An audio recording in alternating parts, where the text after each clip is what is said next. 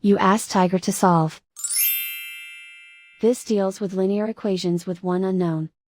The final result is x equals 68 over 5. Let's solve it step by step. Swap sides. Isolate the x.